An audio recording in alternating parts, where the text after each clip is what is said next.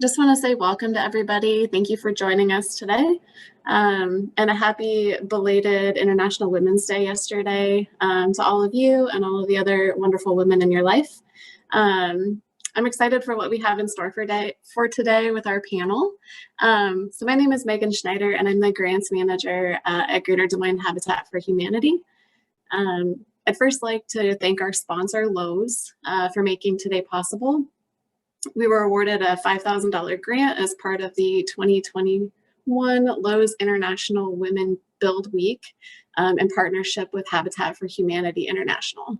So International Women Build Week focuses on raising awareness of the challenges that women face in accessing safe, affordable housing. And funding will go directly toward home construction or repair for a qualified low-income female-led household. We've put together a panel of local female elected officials to talk about affordable housing, specifically as it relates to women. There will also be time for questions from the audience, so start thinking about questions as you hear from our panelists. I'll go ahead and introduce our whole panel. Our first panelist, is Angela Connelly, who serves on the Polk County Board of Supervisors. Angela was first elected as a Polk County Supervisor in 1998. She represents the 2nd District, which includes the northwestern area of the city of Des Moines, a portion of unincorporated Polk County, as well as a suburb of West Des Moines. Community engagement has always been a priority for Angela, and she enjoys participating regularly in neighborhood organizations and civic activities. Angela currently serves as the Tri-Chair for Capital Crossroads, a vision for Greater Des Moines and Central Iowa. She has been a champion for the Lordson Skate Park and serves on numerous committees within the Central Iowa Water Trails Initiative. She also represents the Board of Supervisors on many local boards, focusing on a variety of community issues. So thank you, Angela, for joining us today. Our second panelist is Dashara Bahana, who serves on the Ankeny School Board. Dashara is an Arkansas native, but has resided in Ankeny since 2008. She has a BA in Journalism and Communications from the University of Arkansas at Pine Bluff and moved to Ames in 2004 to pursue higher education at Iowa State University. She currently owns and operates Design Fetish by Dashara, a company that provides luxury wreaths, decor, and florals for commercial and residential clients. Her passion for community and youth lead her volunteer efforts with YESS, After School Arts Program, Blank Children's Festival of Trees, Habitat for Humanity, and her church. Dashara is excited to both learn and grow while offering perspective that will build and improve the Ankeny School District. So thank you, Dashara, for joining us today. And then finally, our moderator and also an advocate for Habitat is Bridget Carbury Montgomery, who serves on the Urbandale City Council and the Greater Des Moines Habitat for Humanity Advocacy Committee. An Iowa native, Bridget is a wife, mother of 3 girls, small business owner, community activist, and volunteer. Bridget graduated from Loyola Marymount University in Los Angeles with degrees in political science and history. She completed a graduate degree in urban and regional planning with concentrations in housing and economic development at the University of Iowa. Upon graduation, Bridget took her dream job as a neighborhood planner in the City of Des Moines Community Development Department. As a neighborhood planner and eventually a city senior planner, Bridget primarily worked with neighborhood associations, developing and implementing neighborhood-level action plans related to housing, infrastructure, commercial development, parks, and community engagement. She was elected to the Urbandale City Council in 2020. So a big thank you to all of our panelists for their time today and for their service to our community. So Bridget, I'll pass it over to you for our discussion. Thank you so much for that introduction, Megan. I really appreciate it. And I'm just honored that I was asked to participate and moderate this panel. I have had the pleasure of working with Angela the entire time that I've lived here in the Des Moines area, and she has been such a role model for women in public service. And I really appreciate all that Angela has done and continues to do tirelessly for our community. And although I have not yet had the chance to meet Dashara, I'm sure that once we get through this year of COVID, I will eventually cross paths with you, Dashara. So thank you both for joining us. And I look forward to a lively discussion about affordable housing, especially as it relates to women in Central Iowa. So I'm going to start with Dashara, and I thought we should start with just what does affordable housing mean to you? The bare bones would be that you are able to have a nice, safe, quality home, but also be able to afford living and taking care of your family. If you have a family, and if you don't, that you won't be house poor, but you won't be house poor, but you're still able to live a quality of life that you can enjoy. I think that's all really important points that make, what makes a house a home, and, being able to also meet your other needs and not be cost burdened. Angela, how about you? You have a long view of this topic. You've worked in affordable housing probably even well before you were elected to the Board of Supervisors. So what are your thoughts on what it means? I'm sort of over Zoom. As you can see, I always forget to turn on mute and unmute. My hope is that every person in our community has access to safe, affordable housing without spending more than 30% of their income, so they can stay in their home. That would be the number one goal.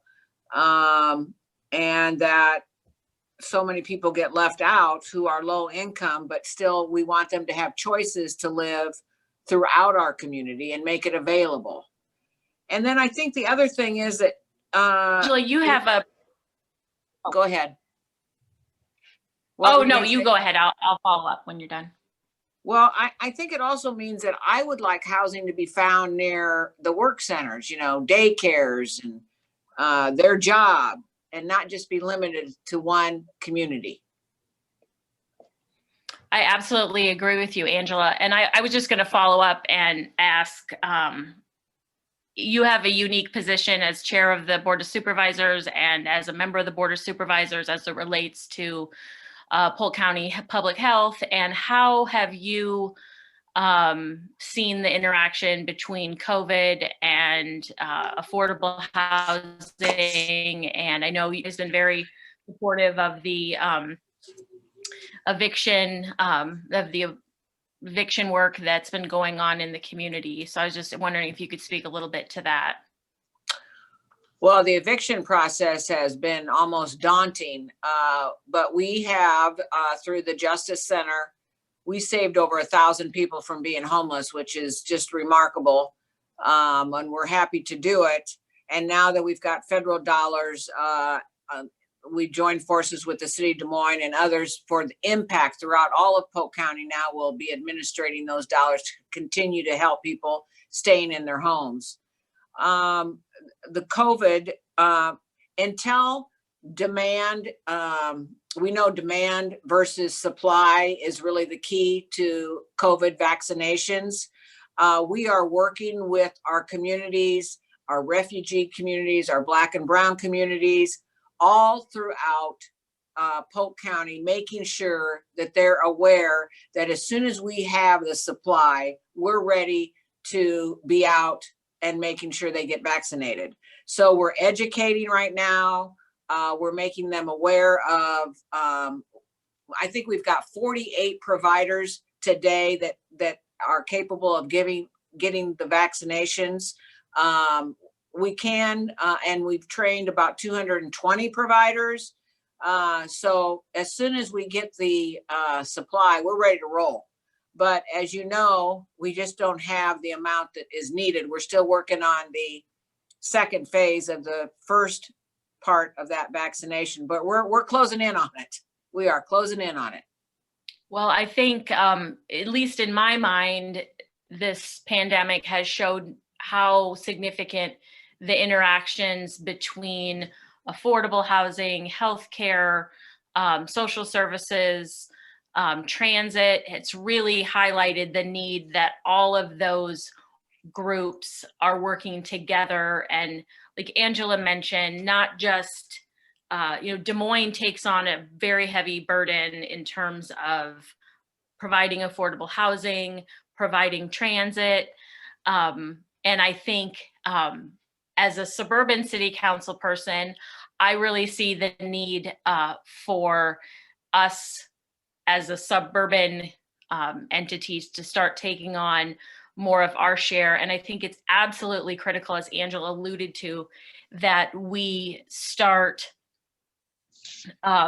really focusing on matching affordable housing opportunities with our job centers, and then making sure that we have transit available to connect those job centers and those affordable housing, whether it be a home ownership or affordable rental.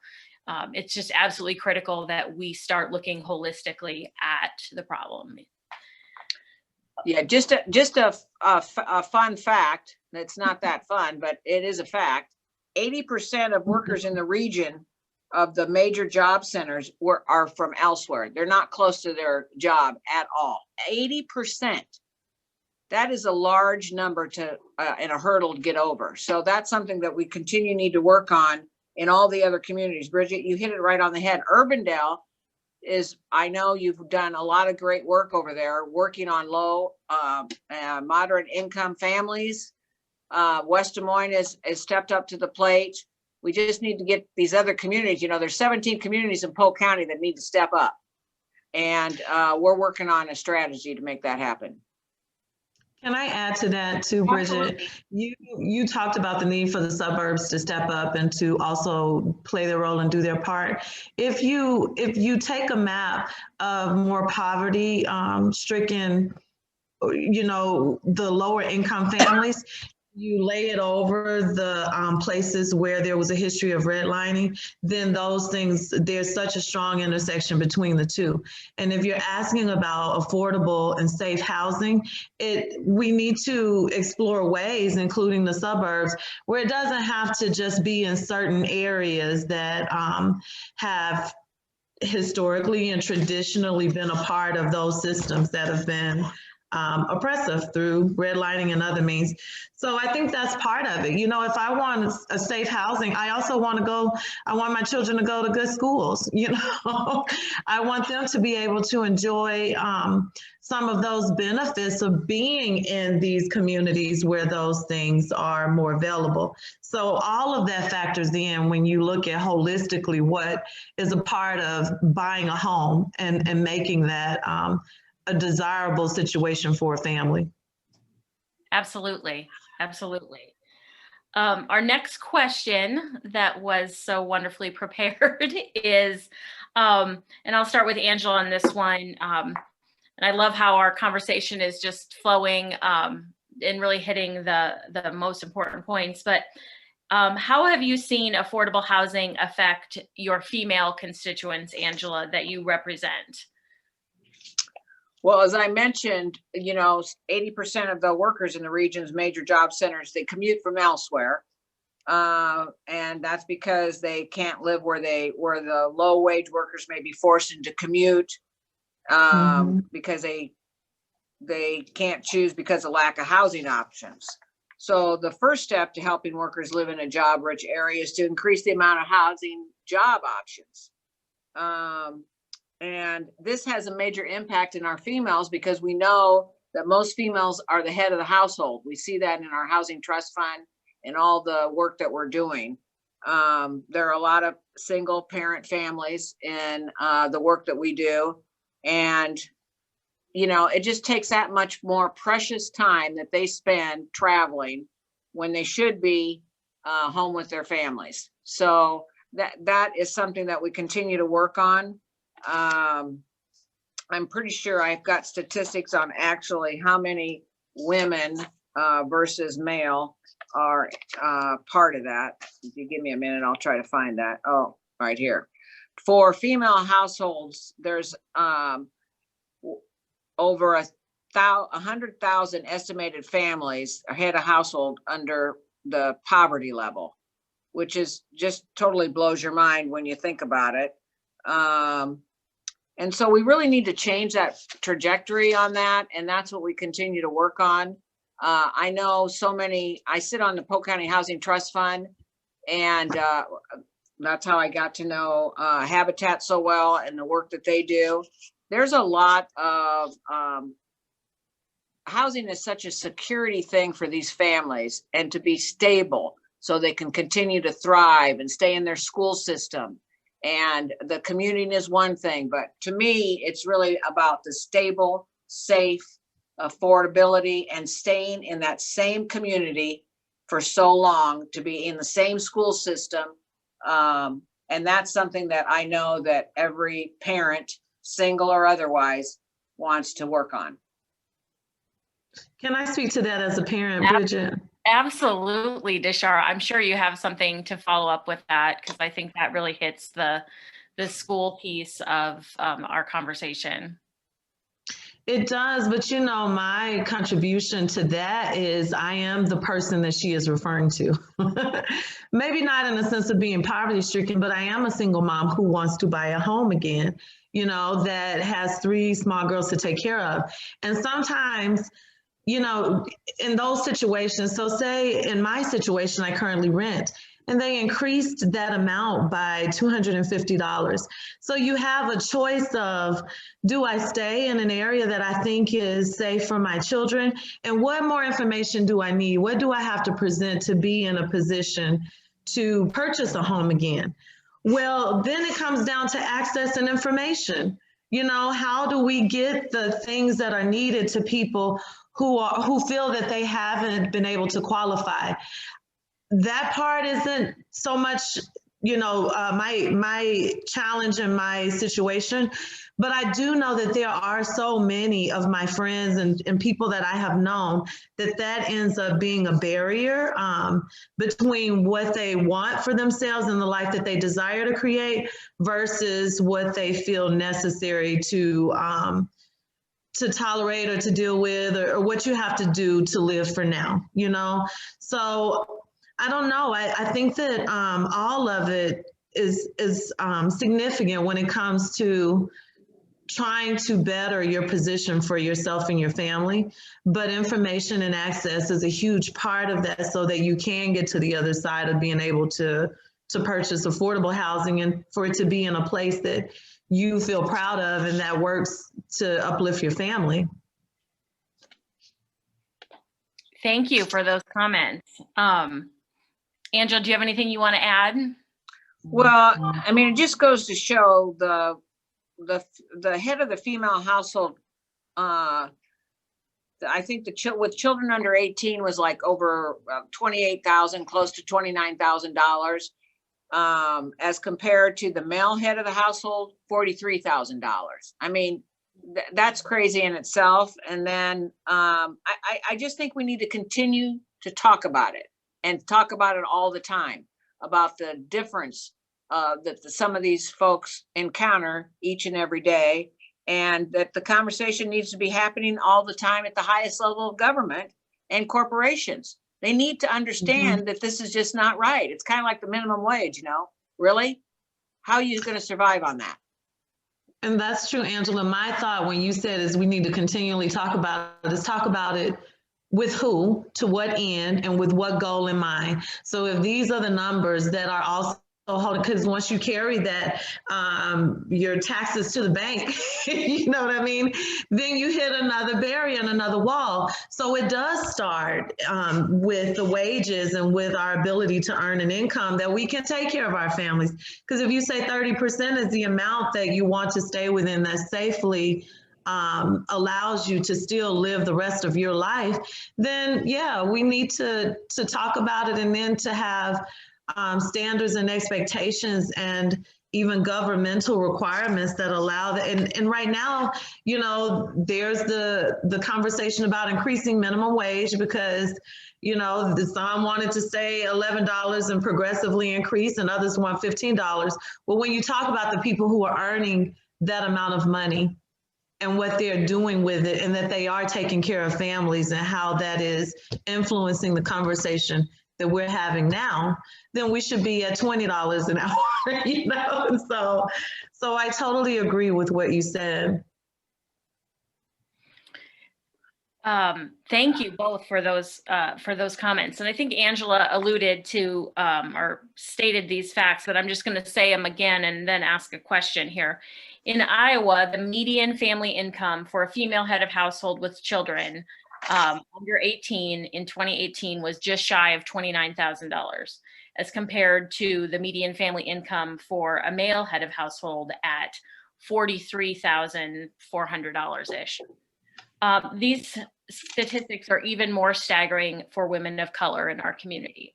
What can our community, individuals, organizations, and local governments do to address this disparity?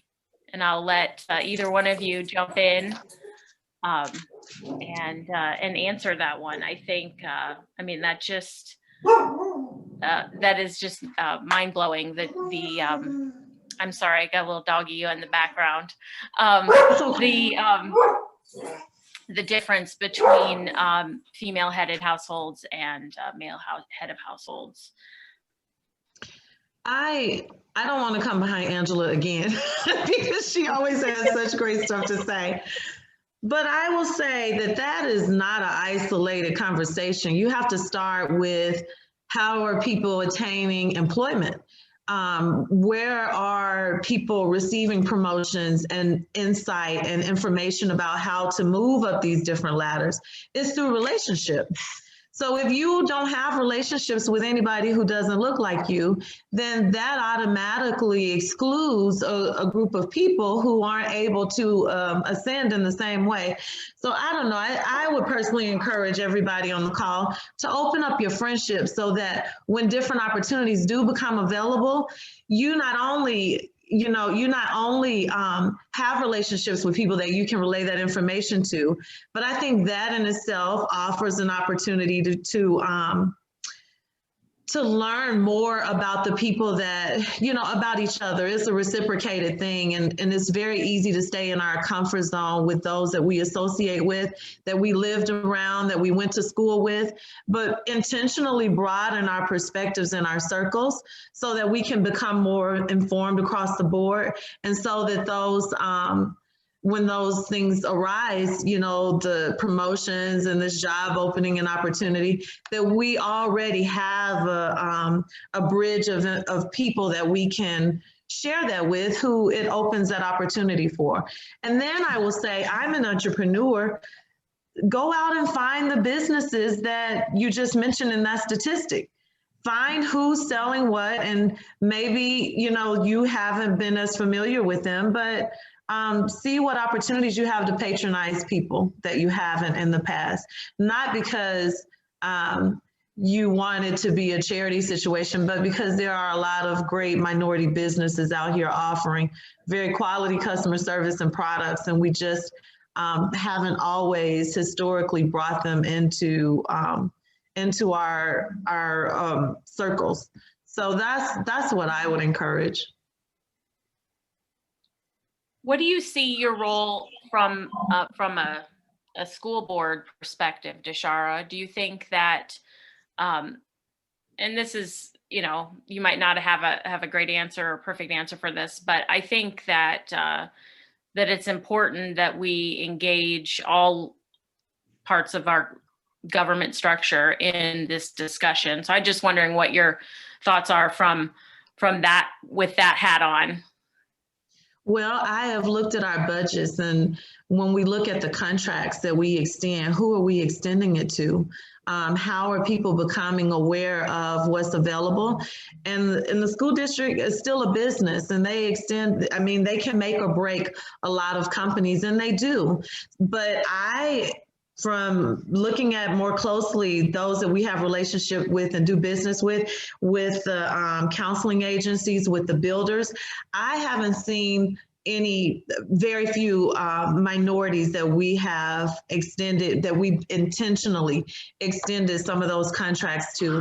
And you know what, that impacts our children, because when we bring social workers and counselors in the system and they don't have a representation of someone who looks like our students, that automatically creates, they don't, a lot of our students don't feel seen, viewed, or able to relate to the people who are assisting them on a day-to-day basis. And then when you talk about children who have special needs and children who are going through all kinds of trauma, and that is across the board, that's with white, black, brown children, everything in between.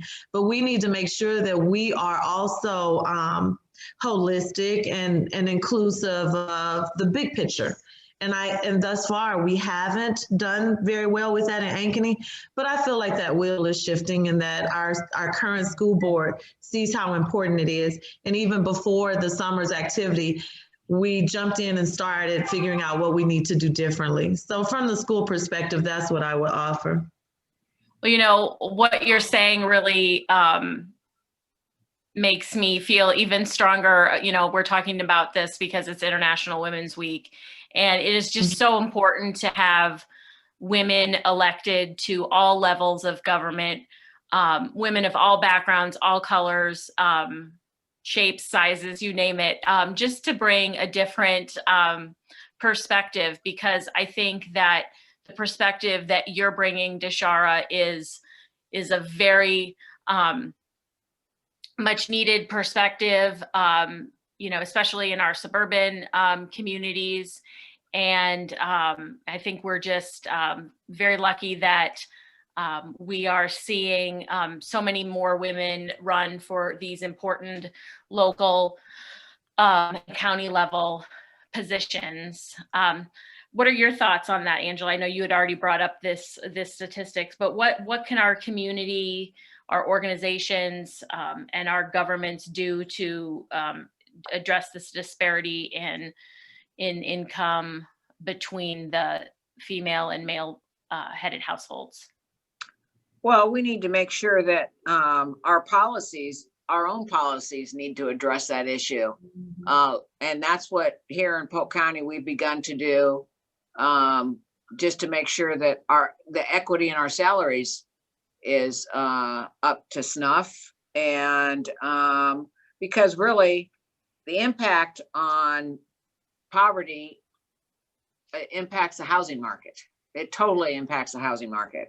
And I think we need to keep driving home to our government officials, all walks of life and government officials, this issue.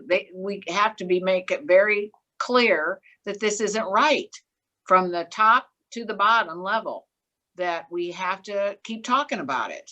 Now I know the governor's done some things on state housing trust fund dollars and local housing dollars. She's putting more money in that, which is awesome. Then on the other hand, they're wrecking the whole rent voucher thing. I mean, it's just, for one thing, they're doing good and the other thing is doing evil. I just don't get it. But well, I think we just need to continue to this isn't new just in Des Moines. This pattern is clear in all of the American cities, and we need to continue to just shout it out and bring it out to everybody that this just excludes lower income families from well-resourced schools, job opportunities, and it undermines the whole system. That's why it's important that people are lifted up, and they're lifted up all the time. And that starts with their salary. I absolutely agree. Oh, go ahead, Dashara. I wanted to say to her point about why it's important that everyone speak up about the disparities and about these gaps that we see. A lot of time people don't draw the correlation. They feel like, oh, it's not me, it's not my issue, that's not my lived experience. And they don't see that it is still impacting you, your property value, and everything else connected to you. And your kids' experience, because the young people who are growing up and having less access to better resources, better education, better opportunities, better neighborhoods, they may be, you know, the ones that we read a story about later, because that was something that we could have been a part of if we had been willing to speak up about it. So, you know, that is my hope, that people won't continue being quiet because they're not exactly sure of all the details and they don't have all of the language or information. I think they need to speak up because it's the right thing to do.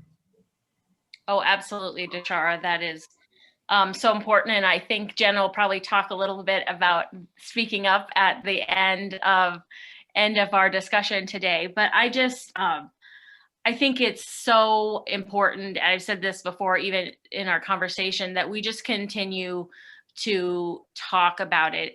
You know, poverty is not a Des Moines issue. It is a national issue, but it for sake of our discussion, it is a Polk County, it is a central Iowa issue. There is poverty and need in all of our suburbs. Another area where I do a lot of work in is food insecurity. And, you know, that exists in Des Moines just as much as it does in Urbandale or Ankeny or, you know, Bondurant, you name it. We have so much need. And I just think if we keep talking about it and trying to work together as a metro community to address these issues. I mean, the Polk County Housing Trust Fund has done a lot of good work looking at the whole metro and really getting electoral organizations. And I think Angela hit it on the head earlier with, you know, it's our business community has to understand that if they want to prosper, they have to have employees that are able to come to work every day. And if they don't have stable, safe, secure housing, that's going to impact their ability to, you know, get to work every day.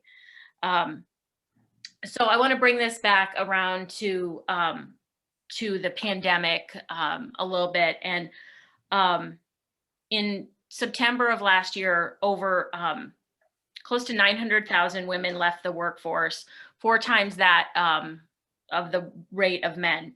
These job losses primarily in the service sector jobs in restaurants and hotels. Many of these women represent low-income communities of color, and the impact their households is disproportionate to their male counterparts.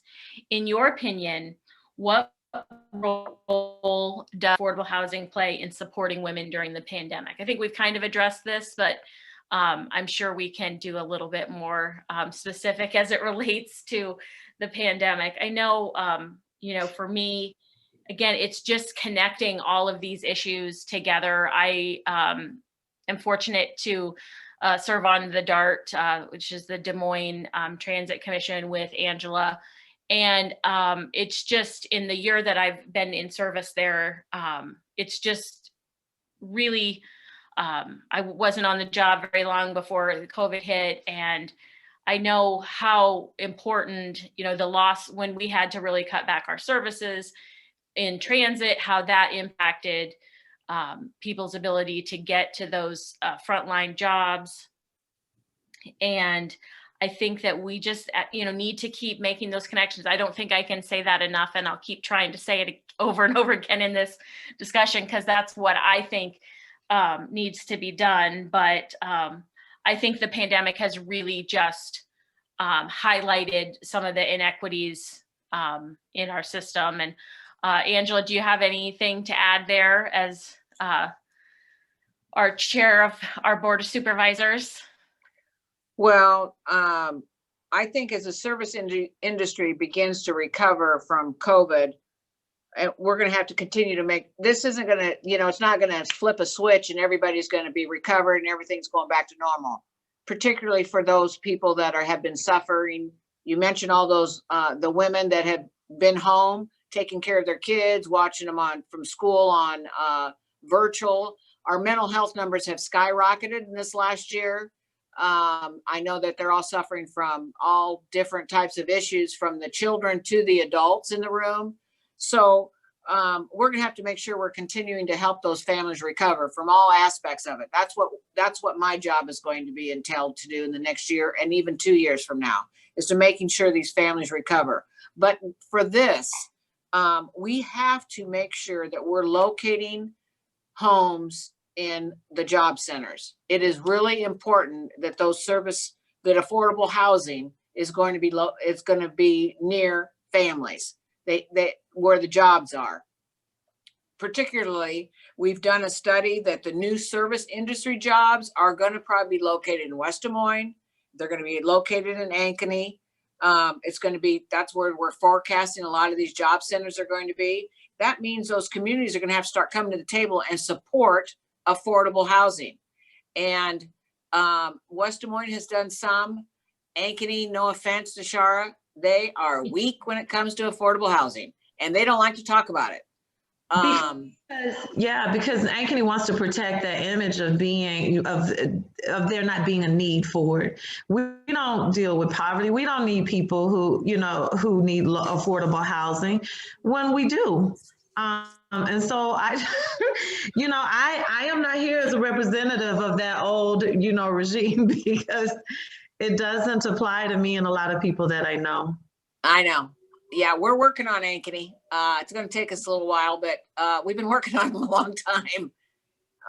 Just like, West Des Moines come around, they've got some affordable housing finally. They talk about it at least. Urbandale definitely has. There are some communities that understand it. Ankeny's just not quite there yet. And they got a lot of job centers, which really just irritates me. So what needs to be done? I mean, what was the transition from those previous suburbs that weren't as open to it? What changed? What shifted so that they began to realize how important it was to be involved? That'll give me more insight of, how to direct people. Do we need to be calling our representatives? What else do we need to do to get us on board? People need to go to those council meetings when affordable housing places come up and say it's okay. It's okay to have them in our community. Well, yeah. That's what changes. I ran my city council election on prioritizing affordable housing in Urbandale, and I think if you would have asked anyone, that was probably a bad idea. But, it's what I'm passionate about. It's what I know. It's where I came from. And, I was going to run for city council before things got a little ugly in Urbandale, but we have a great project, maybe not the best project, but it was a really solid project that was actually under construction finally at Merle Hay Mall. But we had a couple council members that just didn't like it. I mean, and the reasons were pretty out there in my estimation, and it made Urbandale look really bad. And I felt like we needed to change the perception of being a welcoming community. Urbandale has a growing population of immigrants, people of color. We have job centers, not to the extent that some of our other suburban communities do, but we just need to be more welcoming, and by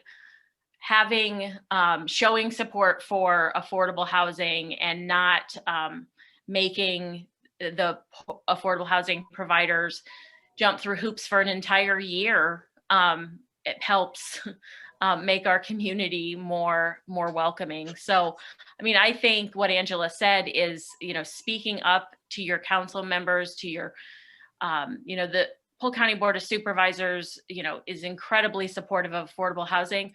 I actually live in Dallas County, and I couldn't tell you what my county Board of Supervisors care about.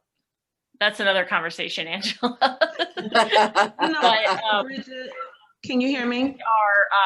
We are so fortunate to have a Board of Supervisors, and I really think both the Republicans and the Democrats on the Board of Supervisors in Polk County understand the big picture of the need for affordable housing and all of the related issues. Angela talked about mental health, and she talked about, we've talked about transit, and we've talked about, access to services and quality schools. All of those things are important, and we are so lucky to have a county government in Polk that really understands that.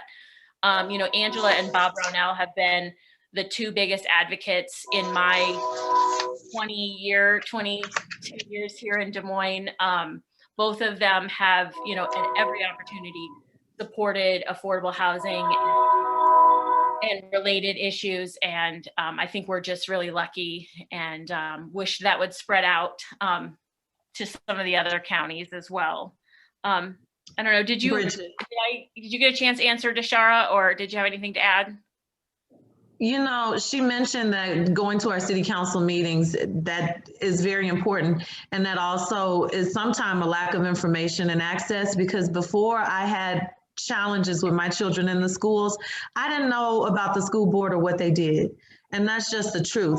And so it's educating our communities, and not only going to, we do need to go and support those things that are presented that impact all of us, but we also need representation on these councils and on these boards and in these positions, so that when we go to say this needs to happen, the curve is not as wide to get around, because you have people who are receptive on one end and you have those who are saying we support that on the other. So it's a very much a two-way inside-outside game, you know, and I think that as we have a more diverse representation, that helps to move these things forward without all of the challenges that you probably met and that has been met with Ankeny. So that's something that we're working on, you know, now that we really have been working on for several months, getting people to run so that when we talk about what needs to be done, we don't have to convince the council and you know, our representatives of it, because they already know and understand that, as you mentioned, with the Board of Supervisors. So I think we've talked about this next question quite a bit, but I'm going to ask it anyway, because I think we can drill down a little bit further. You know, what other issues, factors do you see as important to address to get to the point where a female head of households can afford housing? And I'm going to start here because I can. You know, I think the minimum wage is so important. And I know that, you know, personally, Angela has been an advocate on the Polk County Board of Supervisors. As I said, I've known Angela for a long time.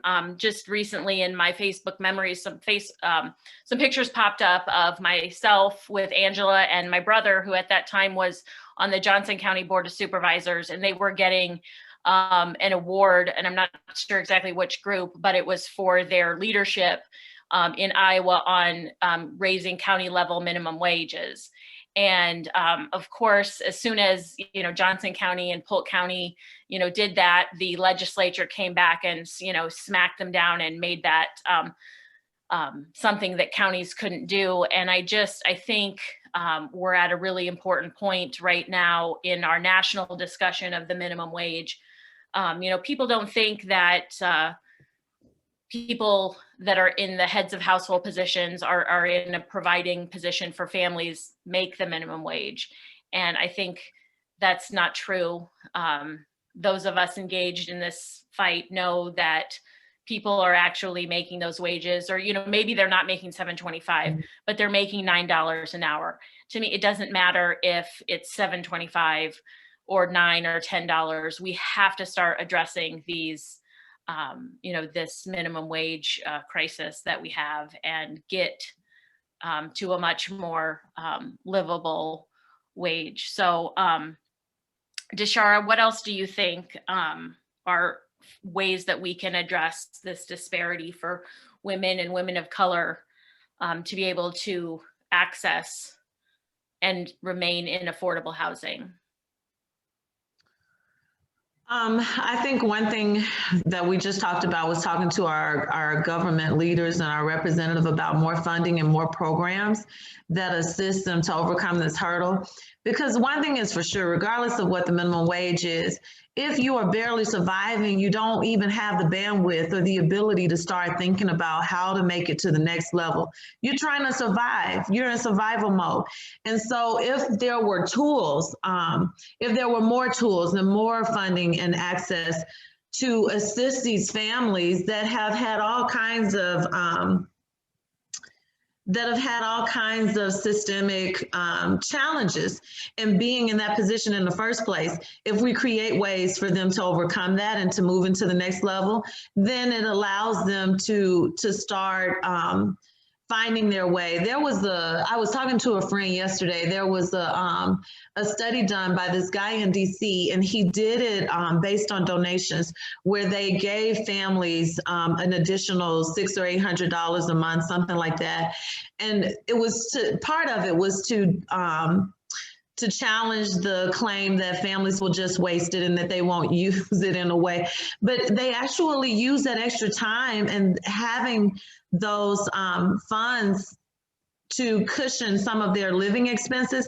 It gave them time to explore better jobs, education, to improve their way of life on their own. They didn't just waste it and go and buy things that had no value or purpose. It allowed them room to think clearly so that they can figure out what was needed to make it to the next level. So I think that we need to, in addition to increasing the wages and balancing that more, to find programs and to encourage our government leaders to say, yeah, we actually do need the support in this way, because there are many who are waiting on an opportunity that they can move out of survival and into wealth building for their families. That's a really great point. I think I heard a little bit about that study, and it's powerful what having that extra space in your mind can do to your success. I think Angela, talked about that earlier in relation to just, commuting, giving women, another hour back in their day, how important that is, so important to their development of their children, to their ability to participate in their community, to participate in their churches. I mean, time is so important. And if, money can help cushion that and make that more available, I think everybody's, going to be better off. What are your thoughts, Angela? You're muted.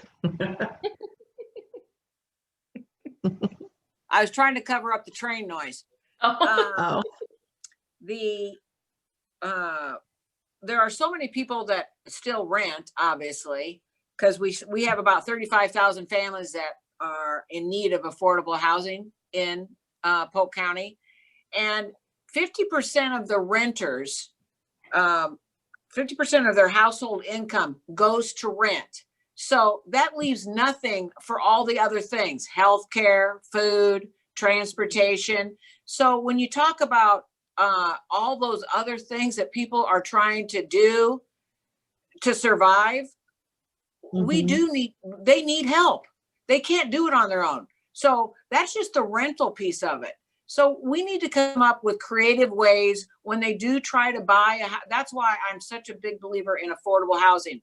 Once they get into it's not, and believe me, I know that some people are going to rent and they're going to rent forever. I get that. But I really want people to stay in a safe, affordable housing, because it's so important for the family holistically for a long time. But they have to have the tools to understand what it takes to own a home. And there are programs. We've got Home Inc. I mean, the list goes on and on about the Habitat. We have a lot of programs that helps people understand how to stay in a home, and maybe we should do more. And I think even through our own general services, through community and family, we help people and guide them. We don't want them, right at the last minute saying, oh, I can't make my rent. What am I going to do? Or make my mortgage payment. Though we can help only so long, but Dashara, you're right. There's got to be another way to make sure that these families are sustainable, that they've got to stay in their homes, because I think it's so important that they're hanging on. They're hanging on for dear life. That's what they're doing. And COVID, as we talked about before, COVID has only exaggerated the extremities of what people are going through. And even before COVID, when you don't know if your water or your electricity will be paid, how can you have stable mental health? Where you're able to be well, mind, body, and spirit, and you don't know if you will have the basic needs tomorrow.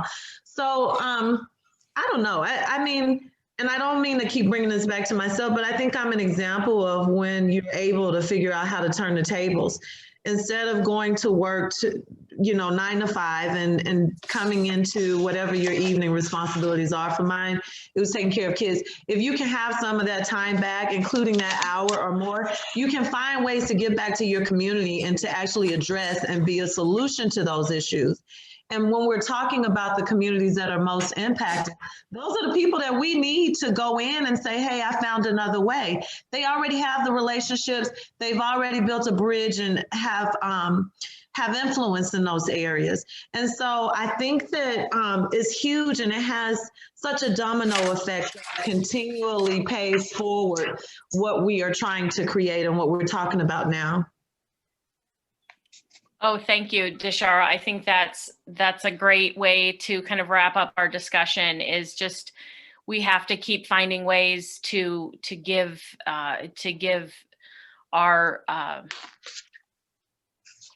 community space to be able to process and get ahead. I think that's a really important thing that we brought out in our discussion. I'm going to turn it over to Jenna Ekstrom now and let her kind of bring this home. I don't know if we have any time for questions or not, but I know Jenna has some comments that she would like to make. So turning it over to you, Jenna. Thank you. Well, yeah, first of all, thank you so much to all of our panelists. So Bridget, Angela, Dashara, what a wonderfully engaging, informative, and a conversation that fires me up. So I'm excited to hit the ground and do some work. And I want to give a call to action here to those folks who joined us. But first, I just want to say, not only thank you to our panelists, thank you to Lowe's for allowing us to have this conversation and for making the space for us to take the time during International Women Week.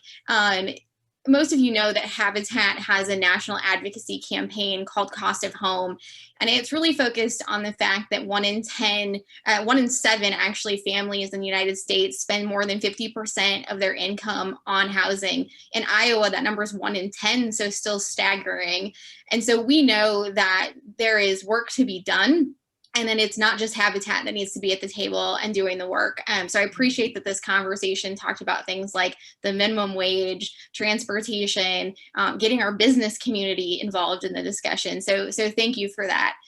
Angela touched on this briefly, but I want to talk about some legislation at the state level that actually is exciting to us. And so there may be some things right now happening at the legislature that we're not all super excited about, but this is one that we are.